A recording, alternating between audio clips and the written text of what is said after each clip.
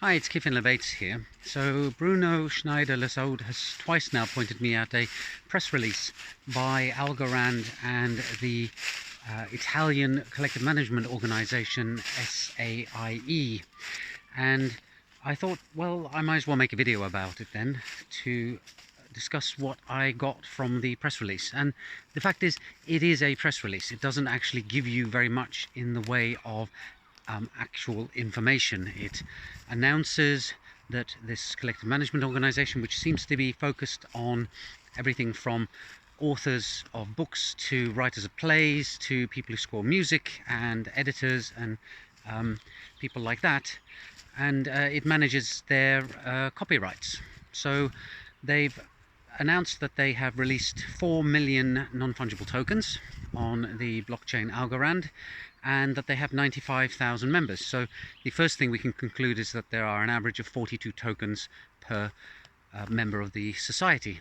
Now, what these tokens actually do is not very clear, so all I can do when I read the article is make assumptions. I know a bit about collective management organizations, I know a bit about copyright, and I know quite a bit more about non-fungible tokens. And the thing about a non-fungible token is that it is a representation in a database of ownership of a single unit thing, and that ownership can be transferred from one person to another. So I'm guessing here that they have issued this massive number of tokens, possibly automatically from their database of registered works, and making sure that there is a wallet in place for each author. Now, I can't imagine they've gone to each creator of a work and got them to set up a blockchain wallet, so maybe they're managing that for their members, and those who are particularly concerned about having control over a token that represents the registration of their copyright have actually been contacted and have software that allows them to manage the NFT themselves. I don't know, it's a press release, it doesn't really say. There's a long paragraph in the middle where they talk a lot about the metadata associated with each NFT. So again, I can assume that they've come up with a data structure that records all sorts of stuff about works that were previously registered in a centralized database, like the name of the author, when the work was registered, when it was first produced, the title, things like that. Maybe it also registers other vested interests. Maybe the author has sold some of the rights or licensed some of the rights to other parties, and that is registered in the NFT too. I can't really tell. I don't even know if the metadata is fully on the blockchain or whether they have set up their own server that serves up the metadata, and in that case the NFT would just be a pointer to the place where you can go and find that data. Now, it does say in the paragraph about the metadata that they're giving the authors full right over that metadata, but that to me doesn't make much sense. You can't give an author a token representing a book that they wrote.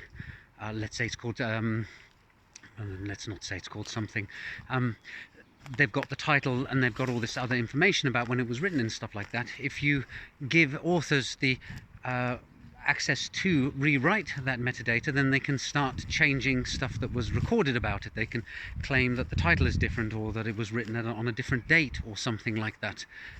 That would allow an author to take one of their tokens and swap in the name of a different book and claim that they wrote it before somebody else. So it's not clear to me what these NFTs are actually doing, and this is the problem with press releases, of course. They are looking to get attention, they are not looking to explain anything. Bruno, this is why I didn't post a response the first time you pointed me at the article, because I can't really do very much with press releases. And I did have a poke around on the CMO's website and I did some searches, but there's not much information out there that actually tells you what is going on and what they're doing. I hope it does go somewhere. I mean, I'm a blockchain enthusiast and I'm always happy to see blockchains being used in a productive and useful manner. But I think in this case it's just a matter of let's see where it goes. Will this actually lead to something? Will other CMOs pick it up too? Will it create interoperability between different CMOs in different countries? I presume that's the hope, but I think we're going to just have to wait and see. So hope that clarifies things a bit, Bruno. do keep pointing me at things that you find interesting, and don't take it to heart if I don't comment on it. If I don't comment on something, it's really because I don't have that much to say about it.